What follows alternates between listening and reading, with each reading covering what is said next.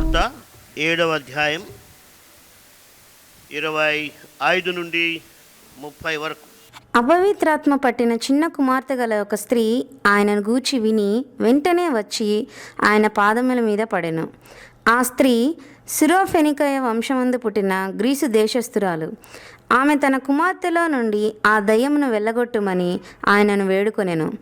ఆయన ఆమెను చూచి, పిల్లలు మొదట తృప్తి పొందవలెను, పిల్లల రొట్టె తీసుకొని కుక్క పిల్లలకు వేయుట యుక్తం కాదనెను. అందుకామె, నిజమే ప్రభువా, అయితే కుక్క పిల్లలు కూడా బల్ల క్రింద ఉండి పిల్లలు పడవేయు రొట్టె ముక్కలు తినను కదా అని ఆయనతో చెప్పెను. అందుకు ఆయన, ఈ మాట చెప్పినందున వెళ్ళుము, దయ్యము నీ కుమార్తెను వదిలిపోయినదని ఆమెతో చెప్పెను. ఆమె ఇంటికి వచ్చి తన కుమార్తె మంచం మీద పండుకొని ఉండుటయు దయ్యము వదిలిపోయి ఉండుటయు చూచెను. పరిశుద్ధ గ్రంథంలో ఈ ప్యాసేజ్ చాలా ప్రత్యేకమైనటువంటిది. ఎందుకంటే ఇక్కడ చాలాసార్లు మనకు అర్థం కాదు ఆమె ఏం అడుగుతోంది, యేసు ప్రభు ఎందుకు ఆమెతో ఆ విధంగా మాట్లాడుతున్నాడో అర్థం కాదు.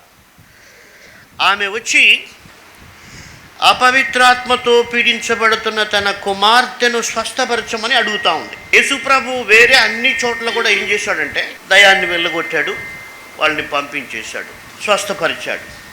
అయితే యేసు అక్కడ చెప్తున్నాడు, ఆయన ఆమెను చూచి, పిల్లలు మొదట తృప్తి పొందవలను, పిల్లల రొట్టె తీసుకుని కుక్క పిల్లలకు వేయుట యుక్తము కాదనెను. అంటే ఇక్కడ యేసుప్రభు ఏం చెప్తున్నాడంటే, నీ కుమార్తెను స్వస్థపరచుట యుక్తము కాదు. ఎందుకు యేసుప్రభు సమాధానం చెప్తున్నాడంటే, ఆయన సిలువలో మరణించి తిరిగి లేచేంత వరకు ఆయన స్వస్థత, ఆయన రక్షణ, ఆయన కృప కేవలం ఇశ్రాయేలు కొరకని బైబిల్ చెబుతుంది. అక్కడ ప్రభు అంటున్నాడు, మొదట నా పిల్లలకు నేను ఇవ్వాలి, నేను ఇశ్రాయేలు సంతతి కొరకు పంపించబడ్డాను కాబట్టి నా పిల్లలు తృప్తి పొందిన తరువాత తిరిగి ఇంకొకరికి నేను స్వస్థత ఇవ్వగలను. కాబట్టి నీకు ఇప్పుడు నేను చేయను అంటున్నాడు ఒక రకంగా ప్రభు. కాబట్టి పిల్లల రొట్టె తీసుకొని కుక్క పిల్లలకు వేయుట సగదని చెప్పాడు. గమనించండి, ఇది మనం అర్థం చేసుకోవాలి. యేసు ప్రభు యొక్క సువార్త మొట్టమొదట కేవలం ఇశ్రాయేలుకు మాత్రమే పరిమితమైనటువంటిది. అయితే దేవుడు ఈ స్త్రీ ద్వారా భవిష్యత్తులో క్రీస్తు వార్త ప్రపంచమంతా వెళుతుందని, ప్రతి అన్యజనుడు కూడా క్రీస్తు దగ్గరకు వస్తాడని ఈమె జీవితం ద్వారా పరిశుద్ధాత్మ దేవుడు అక్కడ తెలియజేస్తున్నాడు. ఆమె ధైర్యంగా ప్రభు దగ్గరకు వస్తూ ఉంది. ఆమెకు తెలుసు షీ వాజ్ నాట్ క్వాలిఫైడ్, ఆమెకు అర్హత లేదు. యేసు ప్రభు దగ్గర ఆమె స్వస్థత పొందడానికి ఆమెకు అర్హత లేదు. ఎందుకంటే ఆమె గురించి ఏం రాయబడిందంటే, ఆమె సురేఫనికయ వంశమందు పుట్టిన గ్రీసు దేశస్థురాలు, ఆమె యూదురాలు కాదు. కాబట్టి ఆమెకు అర్హత లేదన్న విషయం ఆమెకు తెలుసు. అందుకే ప్రభువు కూడా అక్కడ చెప్తున్నాడు, నో, పిల్లల రొట్టె తీసుకొని ఒక పిల్లలకు వేయుట యుక్తం కాదంటున్నాడు. ఆమె అంత ధైర్యంగా ప్రభు దగ్గరకు పోవడానికి ఉన్న కారణాలేంటి అని చూస్తే చాలా కారణాలు మనం చెప్పవచ్చు. అయితే ఆమె యేసు ప్రభు యొక్క మాటలు ఎక్కడో వినింది. ఆయన మాటలు ఆమెను ధైర్యంగా ప్రభువు దగ్గరకు రావడానికి ఆమెను ఇన్స్పైర్ చేశాయి. లేకపోతే ఆమె రావడానికి బేసికల్గా అంటే సామాజిక పరంగా, జన్మపరంగా, దేశపరంగా షీ హ్యాడ్ నో చాయిస్. అంటే ఏ కోణంలో చూసినా ఆమె యూదురాలు కాదు, రెండవది ఆమెకు యూదులకు సంబంధం లేదు. అయితే కూడా ఆమె ప్రభు దగ్గరకు వచ్చింది. కారణం ఏమిటంటే ఆమె యేసు ప్రభు మాటలు తప్పకుండా ఎక్కడో వినిందని నేను నమ్ముతా ఉన్నాను.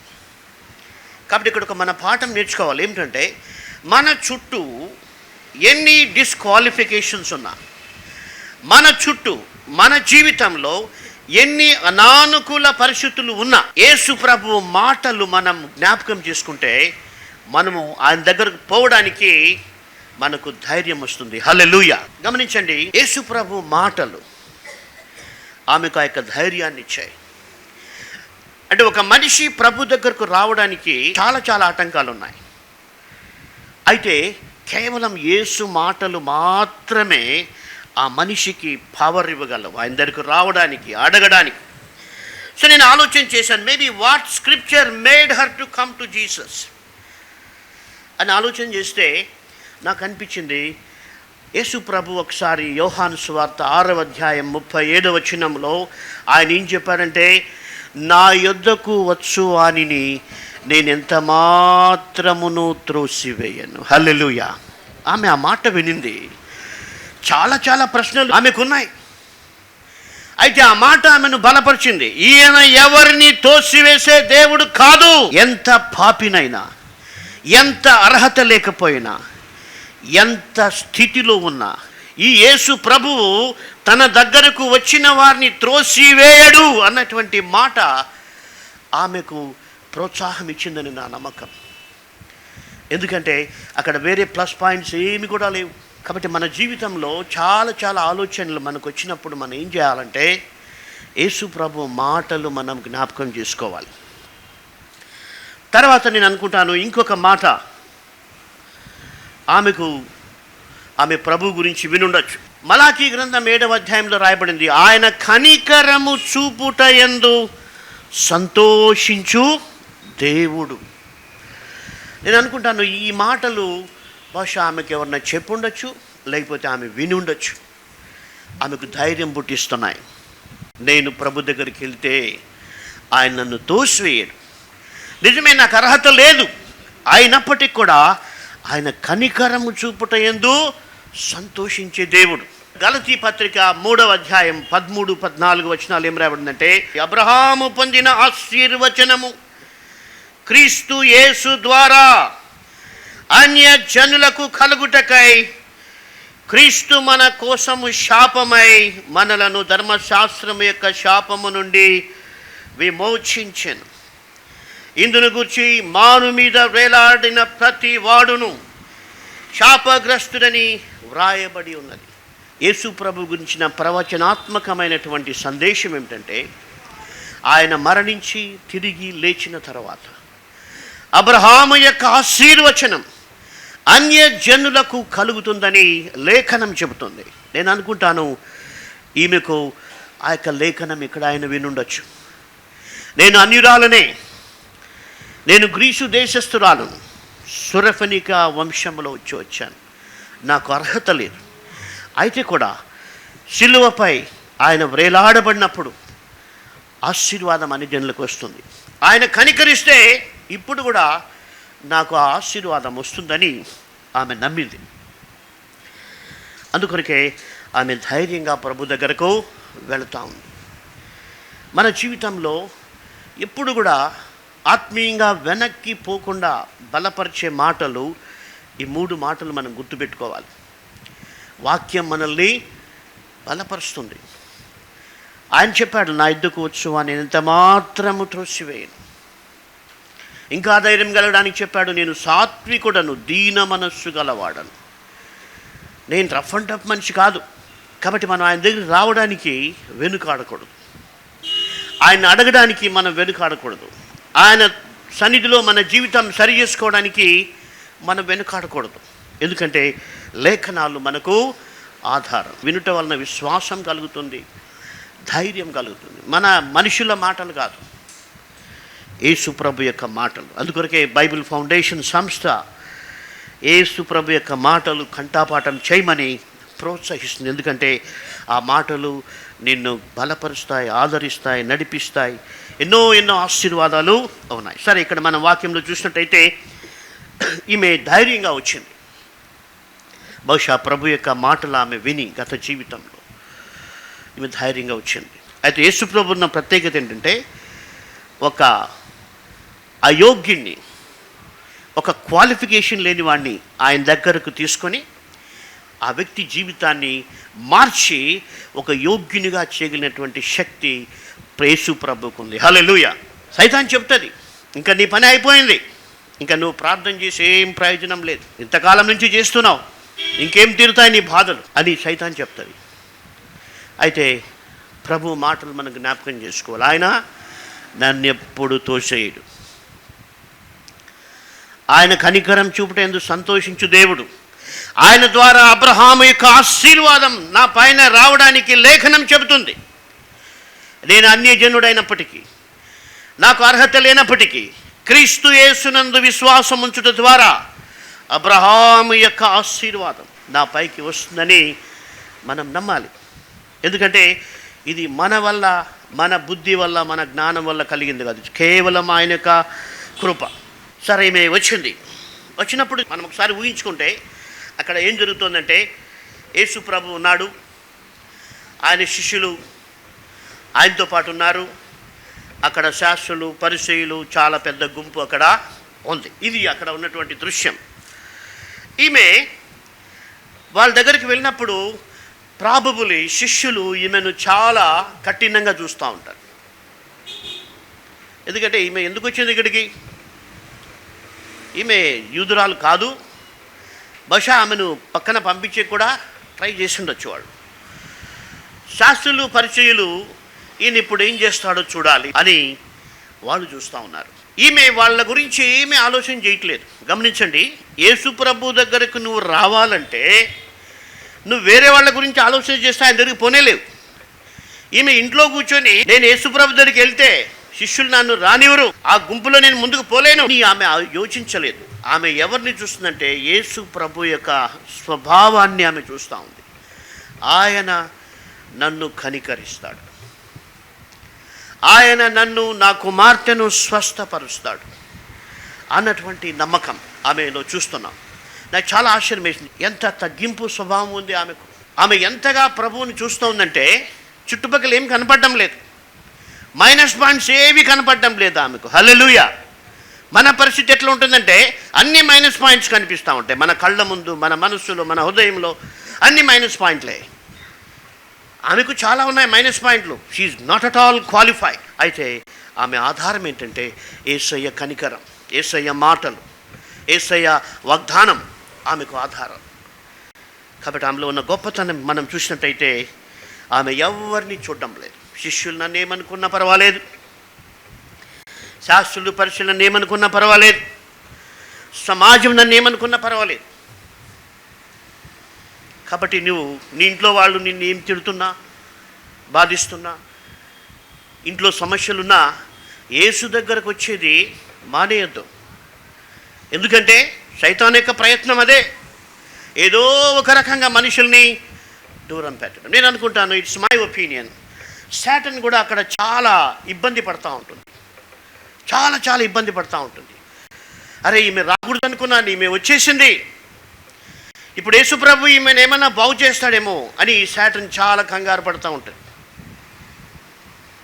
నిన్ననే ఒక అన్యుడు లాస్ట్ వీక్ నా దగ్గరకు వచ్చాడు. ఆయన చెప్తున్నాడు, సార్ మీ దగ్గరికి రావాలంటే సైతాన్ నన్ను రానివ్వడం లేదు సార్, ఎందుకంటే యేసుప్రభు మాటలు చెప్తా ఉంటే నాకు బాగా అర్థమవుతా ఉంది సార్, మీ మాటలు నేను ఎక్కడ వింటానో అని సైతాన్ అక్కడ పోవద్దని చెప్తా ఉంది సార్ అన్నాడు.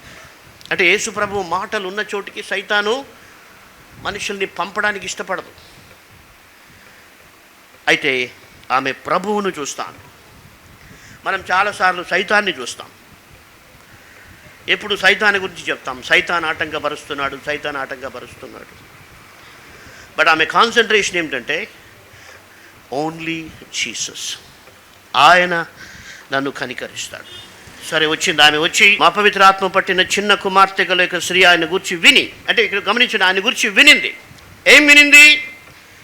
ఆయన కనికరము చూపుటి యందు సంతోషించు దేవుడు, తన ఎద్దకు వచ్చు వారిని ఎంత మాత్రమును త్రోసివేయని దేవుడు, అబ్రహాము యొక్క ఆశీర్వచనము అన్యజనుల మీదకి తీసుకుని రావడానికి దేవుని చేత అభిషేకించబడినటువంటి క్రీస్తు అని ఆమె ప్రభు గురించి విని. అంతే, ఆ మాటలు ఆమెకి ధైర్యం ఇస్తున్నాయి.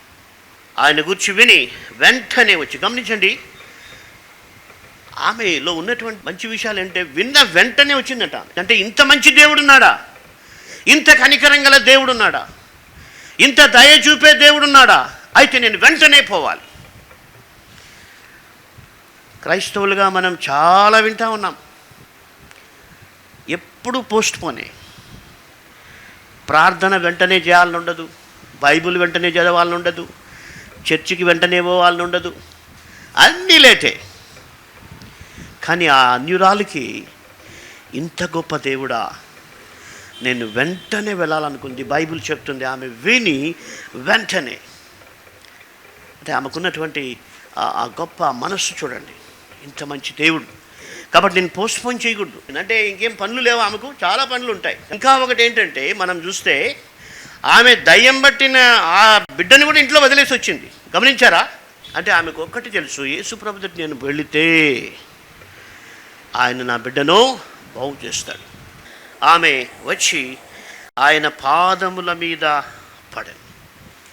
It's a great determination. TV speaker దగ్గరికి పోవాలంటే వాడి చుట్టూ 10 మంది ఉంటారు, అదే దగ్గర రానిరు. మరి సాక్షాత్తు యేసు ప్రభు దగ్గరికి పోవాలన్నా ప్రాబ్లమే.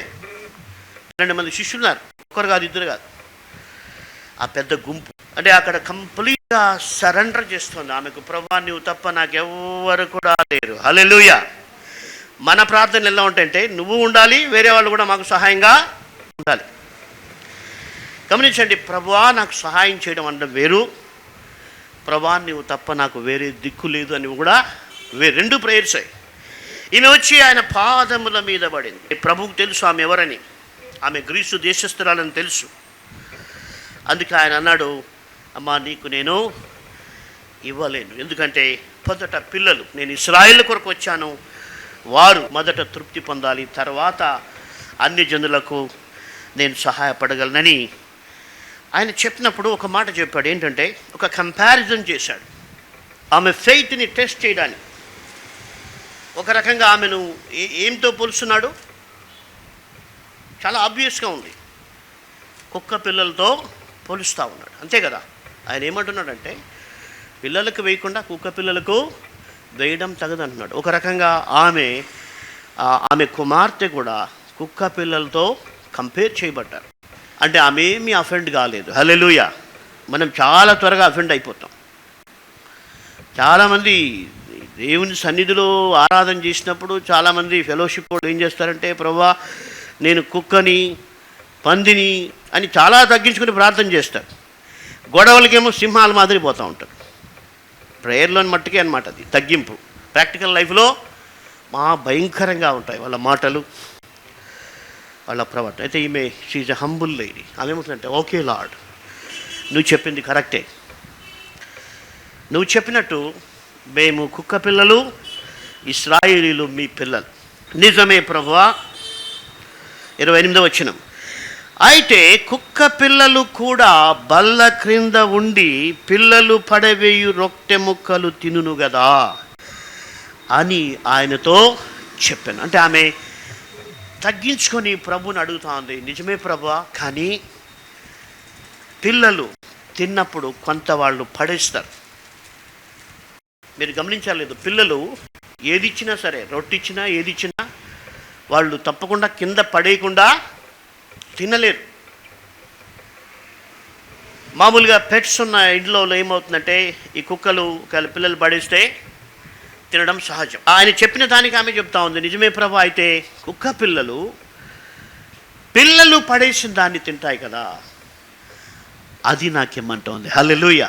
నీ బిడ్డలు పడేసినటువంటి ఆ రొట్టెలు నాకు కావాలి, అది ఇస్తే చాలు, నా కుమార్తె బాగైపోతుంది అని ఆమె అడిగినప్పుడు ప్రభు ఈ వాజ్ మూవ్డ్ విత్ కంపాషన్. అసలు ఆ మాట విని ప్రభు ఏమన్నాడో తెలుసా? ఈ మాట చెప్పినందున వెళ్ళుము, దయ్యము నీ కుమార్తెను వదిలిపోయినదని ఆమెతో చెప్పాను. హల్లెలూయా. ఇక్కడ గమనించండి, ఎప్పుడైతే ఈమె తనను తాను తగ్గించుకొని ప్రభువును అంతగా హెచ్చించిందో, యేసుప్రభు ఏమనంటే, దయ్యం నీ కుమార్తెని వదిలిపెట్టిపోయింది. గమనించండి, ఒక వ్యక్తి దేవుని దగ్గర తన హృదయాన్ని సరి చేసుకొని తన జీవితాన్ని దేవునికి అర్పిస్తే అక్కడే ఫలితం ఉంది. ప్రభుదే అంటున్నాడు, ఈ మాట చెప్పినందున దయ్యం నీ కుమార్తెను వదిలిపెట్టిపోయింది. ఒకటి మన జీవితంలో కూడా ఎక్స్పీరియన్స్ చేయొచ్చు. దేవుని దగ్గర, దేవునికి మనకు మధ్యలో ఎలాంటి ఆటంకం లేకపోతే ఎలాంటి అడ్డు ఎలాంటి మనస్సాక్షి నిందారోపణ లేకుండా మనం దేవుని సన్నిధిలో కూర్చొని ప్రార్థన చేస్తే దేవుడు మన ప్రార్థనకు జవాబు ఇచ్చినట్టు అప్పుడే మనకు తెలుస్తుంది. హల్లెలూయా. ఇంకా ఏది జరగకపోవచ్చు, బట్ అప్పుడే మనకు తెలుస్తుంది. కాబట్టి ఆ రిలేషన్షిప్ అనేది ఇంపార్టెంట్. చాలామంది యేసుప్రభు యొక్క సహాయం కొరకు ఎదురు చూస్తారు, కానీ ఆయనతో రైట్ రిలేషన్షిప్ ఉంటేనే అది వస్తుంది. నీ ఇష్టానుసారంగా నువ్వు జీవిస్తూ ఆయన సహాయం కొరకు అడిగితే అది రాదు. ఆమె ప్రభు దగ్గర తగ్గించుకుంది. తర్వాత ఆమె జీవితంలో మనం చూస్తే ఆమె ఎట్లా అడుగుతోంది, చాలా దీనంగా అడుగుతుంది. నేను చాలామంది ప్రార్థనలు వింటాను, వాళ్ళు కమాండ్ చేస్తూ ఉంటారు దేవుణ్ణి. సేవకులు కూడా అంతే, ప్రార్థన చేసేటప్పుడు దేవా నువ్వు దీన్ని చెయ్యి అని అంటూ ఉంటారు. That's foolishness. బైబిల్లో ఎక్కడ శిష్యులు దేవుణ్ణి కమాండ్ చేయలే. ప్రార్థన చేసినప్పుడు నీ గొంతుందని దేవుని పైన కూడా అరిచేదని కాదు. చాలామంది ఏంటంటే వాళ్ళని హెచ్చించుకొని దేవుడేదో అక్కడ వాళ్ళ కోసం అన్నట్టుగా కమాండ్ చేస్తారు. That is unbiblical. ఆయన కృప, ఆయన కనికరం పైన మనం ఆధారపడాలంతే. కాబట్టి ఆమె జీవితంలో మనం నేర్చుకోవాల్సింది అంటే మనం దీనంగా ప్రార్థన చేసుకోవడం నేర్చుకోవాలి. ఈమె వాక్యం తెలుసుకునింది, ఆయన గురించి వినింది, వాక్య ప్రకారం నమ్మింది, వాక్య ప్రకారం ఆయన దగ్గర ప్రార్థన చేసింది. దేవుడు కూడా వాక్య ప్రకారం ఆమెకు సహాయం చేశాడు. ఆమె మనుషుల ముందు అంతగా తగ్గించుకోవడానికి ఆమెకి ఎట్లా అనిపించింది నాకు. ఎందుకంటే కుక్క పిల్లలు అన్నప్పుడు చాలామంది ఆడోళ్ళు అట్లా అక్కడ ఉండింటే, మన చర్చిలో కానీ లేకపోతే మన ఇప్పుడున్న ఆడోళ్ళు పోయా నీ దగ్గర నాకేం పని, నన్ను కుక్క పిల్ల అంటామని వెళ్ళిపోతారు చాలామంది ఆడోళ్ళు. కాబట్టి ఆమె దేవుని ముందర ఉంది కాబట్టి ఆమె ఏమి కూడా ఏ డౌట్ని కూడా ఆమెను ఇన్ఫ్లుయెన్స్ చేయట్లేదు. దేవుని వాక్యం నమ్మింది కాబట్టి ఏ డౌట్ కూడా ఆమెను ప్రివెంట్ చేయడం లేదు, ఏ మనిషి కూడా ఆమెను ప్రివెంట్ చేయడం లేదు. కాబట్టి నువ్వు దేవుని వాక్యాన్ని నమ్మితే, దేవుని వాక్యాన్ని ఆధారం చేసుకుంటే ఏ సిద్ధాంతం కానీ, ఏ మనిషి కానీ, ఏ దయ్యం కానీ, ఏ సైతాను కానీ నిన్ను అడ్డుకోలేదు. ఎందుకంటే వాక్యం ఆధారం. ఏ సేవకుడు క్వాలిఫైడ్ కాదు యేసు ప్రభు దగ్గర రావడానికి. ఎందుకంటే మనం యూదులం కాదు. అబ్రహాము యొక్క ఆశీర్వచనం మన పైకి వచ్చినందువలన మనం విశ్వాసులుగా అయ్యాం. హల్లెలూయా. మనకేమి క్వాలిఫికేషన్ లేదు, మనమందరూ కూడా ఈమె లాంటి వాళ్ళే. అయితే దేవుని కృప మన దగ్గరకు వచ్చి ఆ కృపావార్త చేత రక్షణ పొందాం. కాబట్టి మనం ఎప్పుడు కూడా దేవుని దగ్గర చాలా తగ్గించుకోవాలి. తగ్గింపులో దేవుడు కనికర పడతాడు. ఆయన సహాయం వెంటనే చేశాడు. అసలు వద్దని యేసుప్రభు సహాయం చేసింది ఇక్కడ ఒక చోటే బైబిల్లో. అందరికీ చేస్తానని చేశాడు, కొంతమందిని ఆయనే పిలిచి చేశాడు. అయితే ఈ ఇన్సిడెంట్ పెక్యులర్. ఎందుకంటే ఆమె అడిగితే కూడా ప్రభు ఆమెకు చెప్పాడు నేను చేయనన్నాడు. మనం ఇంకా దేవుని దగ్గర సహాయం పొందలేకపోతున్నామంటే రెండే చెప్తాను, ఎందుకంటే చాలా చెప్తే మర్చిపోతారు. నంబర్ 1, ఎక్కడో మనము దేవుని వాక్యానికి చోటు ఇవ్వడము లేదు. నెంబర్ 2 ఏంటంటే దేవుడు కోరుకున్నంత తగ్గింపు మనలో ఇంకా రాలేదు. దేవుడు ఈమెలో చాలా తగ్గింపు చూశాడు. ఓకే, ఈ మాట నువ్వు చెప్పావు కదా, నా సన్నిధిలో నా ఎదుట నువ్వు తగ్గించుకున్నా చూసావా, ద సేమ్ మినిట్ అక్కడ సైతాన్ వెళ్ళిపోయిందంట. యేసు ప్రభు గద్దించకముందే దయ్యం పారిపోయింది. హల్లెలూయా. ఎందుకంటే ఈమె సర్వోన్నతుని దేవుణ్ణి ఆశ్రయించింది. జీవము గల దేవుని పాదాల దగ్గర పడి ఆయన కనికరం ఈమె పొందింది. కాబట్టి ఇంకా నేను ఈ బిడ్డలో ఉంటే నాకు భయంకరమైనటువంటి బాధ కలుగుతుందని చెప్పి ఆ దయ్యం ఆమెను వెళ్ళిపోయి ఉంటుంది. హల్లెలూయా. అవును, సామెతలు 28:1 ఏం చెప్తుందంటే ఎవడును తరమకుండానే దుష్టుడు పారిపోవును. హల్లెలూయా. కాబట్టి నువ్వు యేసు ప్రభు దగ్గరికి యథార్థ హృదయముతో, తగ్గింపు హృదయముతో, వాక్యానుసారంగా నువ్వు ప్రభువుని ఆశ్రయిస్తే దుష్టుడు నిన్ను వదిలిపెట్టి వెళ్ళిపోతాడు. ఎందుకంటే సర్వోన్నతిని ఆశ్రయించినప్పుడు సైతానికి చాలా భయం. అందుకే ప్రభుతో అన్నాయి మార్కు సువార్త 5వ అధ్యాయంలో చూడడానికి టైం లేదు. యేసు సర్వోన్నతమైన దేవుని కుమారుడా, మమ్మల్ని బాధ పెట్టడానికి నువ్వు ఎందుకు వచ్చావు? కాబట్టి ఆ దయ్యానికి అర్థమైపోయింది, ఈమె ప్రభువుని ఆశ్రయించింది, ఇంకా నేను ఇక్కడుంటే నాకు బాధ అని వెళ్ళిపోయింది. హల్లెలూయా. ఈ స్త్రీ వల్లే మనం ఆయన ఆశ్రయిస్తే సమస్యలు కూడా, నేను అనుకుంటాను అవి వెళ్ళిపోతాయి. ఈ బిడ్డ యేసును ఆశ్రయించింది, యథార్థ హృదయంతో ఈ బిడ్డను యేసును సమీపించింది. ఇంకా ఇక్కడ నాకు స్థానం లేదని, అది దయ్యమైన, సమస్య అయినా, బలహీనత అయినా వెళ్ళిపోతుంది. ఎందుకంటే వెళ్ళిపోకపోయినా ప్రభు యొక్క శక్తి వెళ్ళగొడుతుంది. ప్రభువును మాత్రమే చూస్తుంది, ఆయన మహిమను చూస్తుంది, ఆయన శక్తిని చూస్తుంది. ఆయన రాజులకు రాజు, ప్రభువులకు ప్రభు అని ఆయన శాసిస్తే ఆ దయ్యం వెళ్ళిపోతుందని ఆమెకు తెలుసు. అండ్ ఏం చెప్పాడు? ఈ మాట చెప్పినందున దయ్యం వెళ్ళిపోయింది, నువ్వు వెళ్ళమంటే ఆమె విశ్వాసంతో వెళ్ళిపోయింది. మనోళ్ళు అక్కడ ఉంటే, ప్రభు నువ్వు సార్ రానైనా మా ఇంటికి, పోయిందో లేదో నాకు డౌట్ స్వామి, నేను పోలేను అని చెప్పే పరిస్థితి.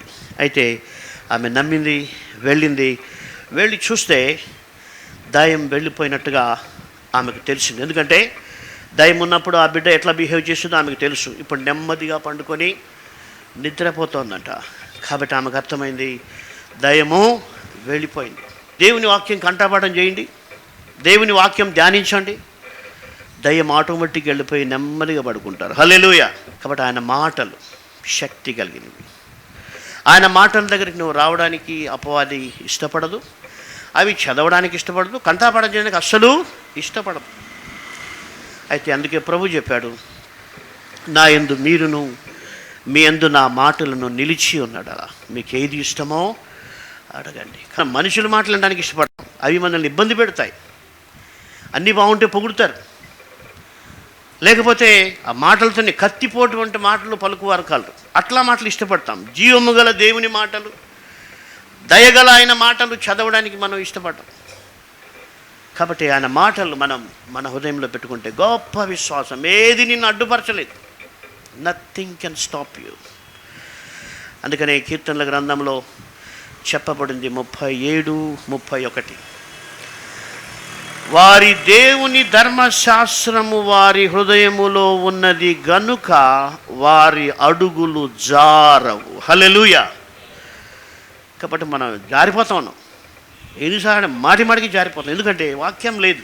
వాక్యం మన హృదయంలో ఉంటే గొప్ప ధైర్యం వస్తుంది. మనుషుల్ని మనం ఏమీ బంధిపడం, నేరుగా ప్రభు దగ్గర మనం ప్రార్థన చేసుకోగలం. ఆ వాక్యం మనల్ని మలుస్తుంది. అంటే మన లైఫ్లో దేవునికి ఇష్టం కానీ ఏవేవి ఉన్నాయో అవన్నీ కూడా తీసేస్తుంది. దేవునికి ఇష్టమైనవి మన హృదయంలో ఉంచుకోవడానికి ఆశను పుట్టిస్తుంది. అప్పుడు ఇంకేముంది? సైతానికి అక్కడ స్థానము లేదు. ప్రార్థన చేసుకుందాం. దయగల ప్రభువా, మిమ్మల్ని స్తుతిస్తున్నా. మీ వాక్యము జీవము కలిగినటువంటిది. అవును తండ్రి, మీ మాటలు ఆమెకు ఎంత ధైర్యం ఇచ్చాయి ప్రభువా. తను అనర్హురాలని ఆమెకు తెలుసు, మనుషులు ఆమెను మీ దగ్గరకు పంపరని ఆమెకు తెలుసు. అయితే మీ మాటలు ఆమె జ్ఞాపకం చేసుకునింది. ఆయన ఎవరిని త్రోసివేయడు, కనికరం చూపుట యందు సంతోషించే దేవుడు. అబ్రహాము యొక్క ఆశీర్వాదం ఈయన ద్వారా సర్వజనులకు వర్తిస్తుందని ఆమె మీ గురించి విని వెంటనే వచ్చింది ప్రభువా. మా జీవితాల్లో మీ మాటలు వినడానికి, నమ్మడానికి, వెంటనే ఆ మాటలను బట్టి జీవితాన్ని సరి చేసుకోవడానికి మాకు సహాయం చేయండి. మనుషుల మాటలను కాక, మనుషుల జ్ఞానాన్ని కాక, మోసపూరితమైన బోధలను కాక, మీ మాటలు చదవడానికి, మీ మాటలు మా హృదయంలో ఉంచుకోవడానికి, మీ మాటలకు భయపడడానికి, మీ మాటలను గౌరవించడానికి, మీ మాటలను అనుసరించడానికి మీ మహాకృప మాపై ఉంచుమని యేసు శక్తిగల నామమున ప్రార్థిస్తున్నాము తండ్రి. ఆమెన్. పాస్టర్ గాలి గంగరాజు గారు రచించిన పుస్తకములు: దేవుని వాక్యముల కంఠాపాఠము, కంప్యూటర్ చెడు చిత్రముల నుండి విడుదల, మరణ భయం నుండి విడుదల, ఆత్మహత్యలకు అంతం ఉన్నదా, 50 ఆత్మీయ సందేశములు, శతకవితలు. మరియు బ్రదర్ జి. డేవిడ్ కర్ణాకర్ గారు రచించిన పుస్తకములు: 300 అనుదిన ప్రార్థనలు, 300 అనుదిన స్తుతియాగములు, బైబిల్లోని జంతువులు మరియు పక్షులు. మరియు ఈ పుస్తకములు ఇంగ్లీష్ భాషలో కూడా లభించును. మా address: the Bible foundation, 6-8-767 SJ Nagar, Tirupati 517507.